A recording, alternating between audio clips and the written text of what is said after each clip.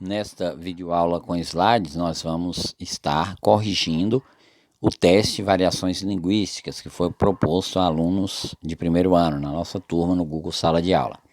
Endereço de e-mail, nome, turma. Primeira questão. As escolhas linguísticas feitas pelo autor conferem ao texto. E nós temos o fragmento da letra de uma canção de Gabriel O Pensador, um caráter atual, cunho apelativo, tom de diálogo, espontaneidade e originalidade. Precisamos ler. Até quando? Não adianta olhar para o céu com muita fé e pouca luta. Levanta aí que você tem muito protesto para fazer e muita greve. Você pode, você deve, pode crer. Não adianta olhar para o chão, virar a cara para não ver. Se liga aí que te botaram numa cruz e só porque Jesus sofreu não quer dizer que você tenha que sofrer. Então, ao escolher essas palavras, algumas gírias, linguagem mais coloquial, qual a intenção? Que caráter o texto ganha? Atual? Ele é atualizado só por conta da gíria, que é a linguagem típica da internet? Não é a linguagem típica da internet. É cunho apelativo, quer dizer, ele está fazendo uma propaganda. As imagens são metafóricas, também não predomina a metáfora. Tom de diálogo, como se ele estivesse conversando porque fala em gíria, mas a pessoa também pode dialogar sem ser gíria. Então a resposta correta é essa, espontaneidade, porque tem um uso da linguagem, fica-se espontâneo, é como se fosse uma coisa natural, uma conversa natural, porque é uma linguagem coloquial. No texto, evidencia-se que a construção de significado da palavra mandinga resulta de uma. Então, contexto sócio-histórico, diversidade, descoberta, apropriação ou contraste. Vamos ver? O que é a mandinga, ou era o nome mandinga? Era uma denominação que no período das grandes navegações os portugueses davam à costa ocidental da África. A palavra se tornou sinônimo de feitiçaria porque os exploradores lusitanos ou portugueses consideravam bruxos os africanos que ali habitavam. É que eles davam indicações sobre a existência de ouro na região. Em idioma nativo, mandinga designava terra de feiticeiros. E a palavra acabou virando um sinônimo de feitiço, sortilégio. Então, que fato deu origem a essa palavra, né? No contexto, porque para se tornar sinônimo de feitiço. Será que foi o contraste cultural? Não, porque aqui os portugueses adaptaram. Não é a questão religiosa, não é a questão geográfica, quer dizer, os portugueses é quem transformou o significado dessa palavra, não tem nada a ver com técnica, mas é um contexto sócio-histórico. Vamos lá.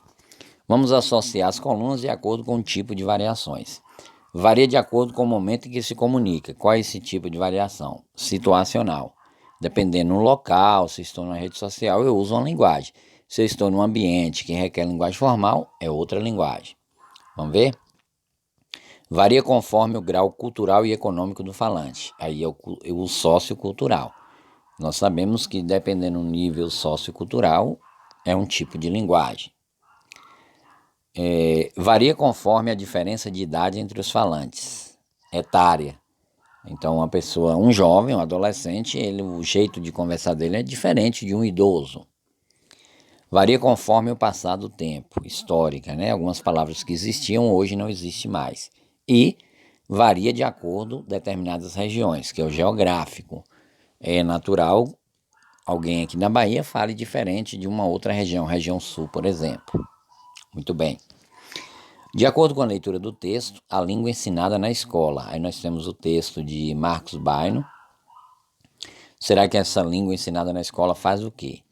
Nossa tradição escolar sempre desprezou a língua viva, falada no dia a dia, como se fosse toda errada. Uma forma corrompida de falar a língua de Camões. Havia e há crença forte de que é missão da escola consertar a língua dos alunos, principalmente dos que frequentam a escola pública. Com isso, abriu-se um abismo profundo entre a língua e a cultura própria dos alunos e a língua e a cultura própria da escola, uma instituição comprometida com os valores e as ideologias dominantes.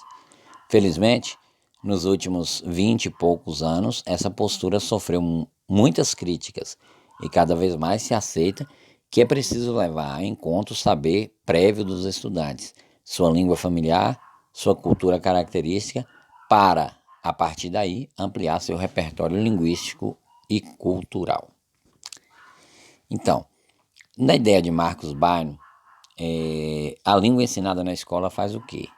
Ajuda a diminuir o abismo existente entre as culturas, deve ser banida do ensino contemporâneo, que procura basear na cultura e nas experiências da vida do aluno, precisa enriquecer o repertório do aluno, valorizando o conhecimento prévio e respeitando sua cultura de origem, tem como principal finalidade cercear as variações linguísticas que comprometem o bom uso da língua portuguesa, ou torna-se na contemporaneidade o grande referencial de aprendizagem do aluno, que deve valorizá-la em detrimento de sua variação linguística de origem. Pessoal, qual o papel de ensinar gramática, norma culta na língua portuguesa? É esse aqui, enriquecer o repertório do aluno, mas também respeitar, valorizar e respeitar a sua cultura. Por último aqui nós temos, antepenúltimo. Nós temos uma questão com a tirinha, Chico Bento e a professora, e ele diz aqui com ela, professora, a senhora ia me castigar por alguma coisa que eu não fiz? Claro que não, Chico. Ainda bem, professora, porque eu não fiz a lição de casa hoje.